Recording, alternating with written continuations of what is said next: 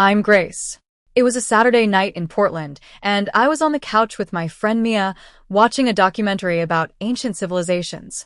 The soft glow of the TV illuminated the room, and the sound of the narrator's voice filled the air. Suddenly, my phone on the coffee table started buzzing. I glanced at the screen and saw an Ohio area code, a number I hadn't seen in over a year and a half. It was my sister, Ava. I stared at the phone until it stopped ringing. I knew what was happening on the other end. Ava needed a babysitter because her husband, Ethan, was in Cincinnati for a 3-day business conference, and she wanted to go on a shopping spree with her friends. She called the only number she'd ever dialed for free child care, mine. Ava tried again the next morning. I didn't pick up. She didn't leave a voicemail. She hates voicemails. Instead, she drove to my old apartment in Columbus, the one I hadn't lived in for 19 months. The neighbor, an elderly lady named Mrs. Jenkins, who'd lived there for 10 years, told her I'd moved out a long time ago. Ava's first reaction wasn't concern. She didn't ask if I was okay or safe. She pulled out her phone, called our mother Evelyn, and said, "Did you know Grace moved?" And Mom, in her usual self-centered way, was completely caught off guard. Within an hour, Mom started calling me. The voicemails poured in. "Grace, where are you? Call me back immediately. How dare you leave without telling your mother? You are the most selfish person I have ever raised." On and on it went.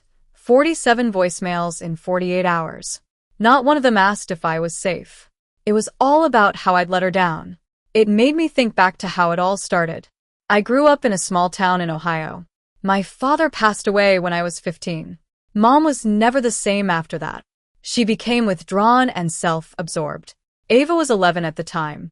One evening, Ava stood in the kitchen doorway, her stomach growling. "I'm hungry," she said. Mom just sat on the couch, staring blankly at the unturned-on TV. I'd never cooked before, but I opened the pantry and found some boxed macaroni and cheese. I followed the instructions on the box, and after a bit of a struggle, I made 2 bowls, one for Ava and one for Mom. Mom took hers without a word of thanks, just saying, "Finally, someone's being useful." Fast forward 17 years.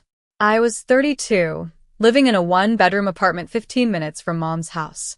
I worked as a project manager at a local marketing firm. I was good at my job, organized and detail-oriented. But at home, I had a second unpaid job. My Google Calendar was color-coded. Blue was for Mom's doctor appointments. She always said she couldn't keep track. Green was for picking up Ava's kids, Lily and Max, from school on Tuesdays and Thursdays. Yellow was for Saturday babysitting so Ava and Ethan could have their date nights. Red was for all the holidays, birthdays, and family gatherings. I planned them, cooked for them, and cleaned up after them. Every entry on my calendar was for someone else. There was nothing for me. I had plans to meet my college friend, Lisa, for lunch 4 times that year, but I had to cancel all of them. Twice because Ava texted at the last minute asking me to pick up the kids. Once because Mom had a bad day and needed me to be with her, and once because Max got sick at daycare and Ava couldn't leave work. On my 32nd birthday, I woke up and checked my phone. There were no messages, no calls. I went to work, and at lunch, still nothing. After work, I stopped at a local bakery and bought a single chocolate cupcake. I sat in my car in the parking lot and ate it alone. Then, at 7:30 p.m., my phone rang. It was Mom. "Grace, I need you to go to the pharmacy.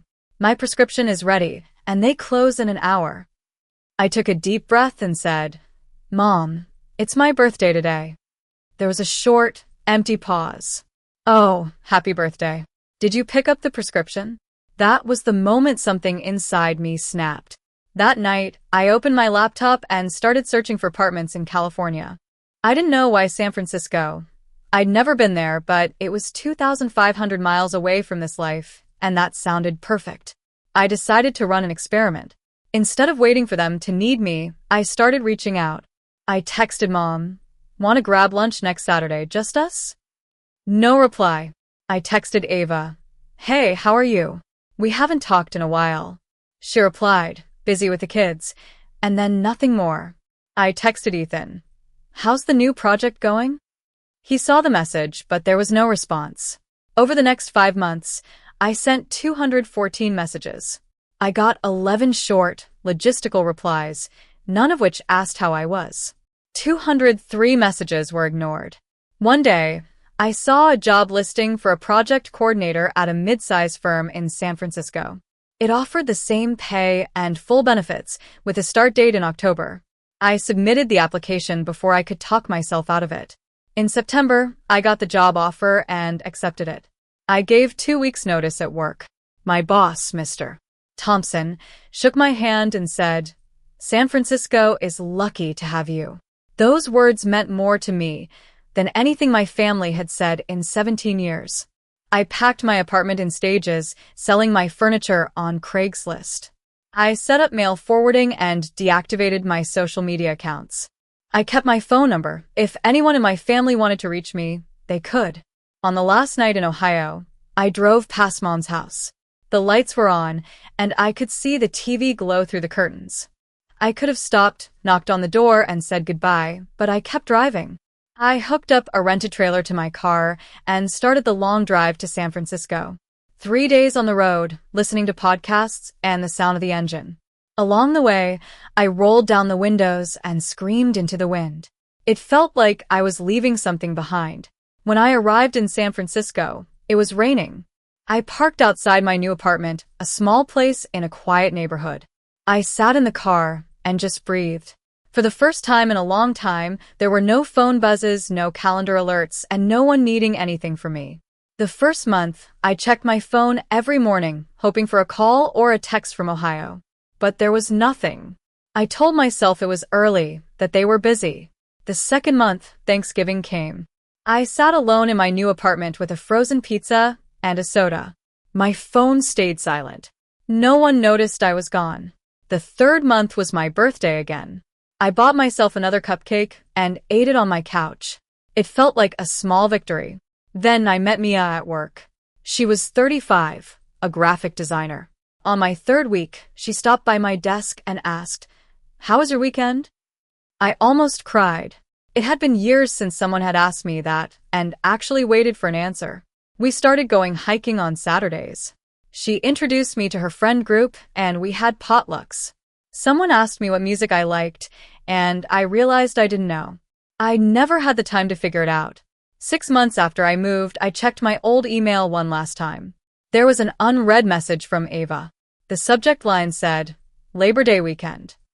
The body read, "Can you watch the kids Labor Day? Ethan's out of town." She didn't even know I'd moved. My therapist in San Francisco gave me a journaling exercise. She asked me to write down what my life would look like in 5 years if I'd stayed. I wrote that I'd still be driving Mom to her appointments, picking up Ava's kids, and planning every family event. My career would be stagnant, and I'd be 37, then 40, then 45, with a calendar full of other people's names.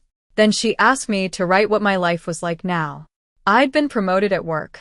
I had my own hobbies, and my calendar was filled with my own activities. When Ava showed up at my old apartment and Mom started leaving those angry voicemails, I knew it was time to do something. I had a folder with 214 printed screenshots of the messages I'd sent.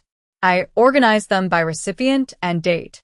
I put a single sheet of paper on top that said, "I tried 214 times. Here they are." I ordered a cardboard box from Amazon and put the folder inside. I wrote Mom's address on the front, with just a San Francisco return address. I was waiting for the right moment to send it.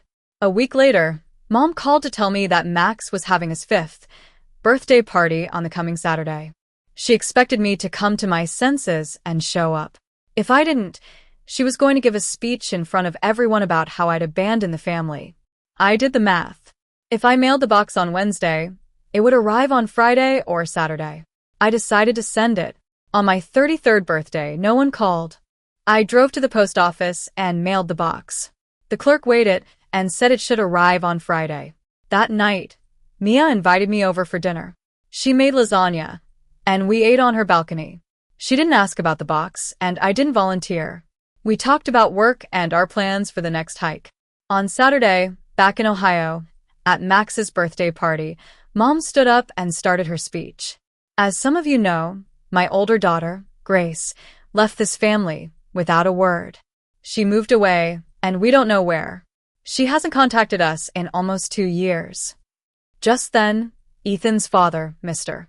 Bell, pointed to the hallway table where the box was sitting. Mom walked over, picked it up, and opened it.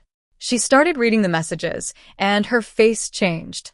Ava reached over and looked at her section of the messages. One by one, they realized what they'd done. The guests started to leave. Ava and Mom started arguing. Ethan was silent, but I could tell he was thinking about the messages he'd ignored. That night, my phone started buzzing with calls from Ohio. Mom, Ava, Mom again. I put the phone face down and continued watching the documentary with Mia. Later, I listened to the voicemails. Mom was angry, accusing me of humiliating her. Ava was upset about the damage it had done to the family. But I knew I'd done the right thing. I'd tried to communicate, and they hadn't listened. A few days later, Ethan sent me a text. Grace, I'm sorry. I should have responded to your messages. I see it now. It was the first message from my family in 19 months that took responsibility. I didn't reply right away. I needed time to think. I knew things would never be the same, but maybe there was a chance for a new kind of relationship. As I sat in my apartment in San Francisco, looking out at the city lights, I realized that I'd finally found my own life. I was no longer the person who held the family together at the cost of my own well-being. I was just Grace, and that was enough.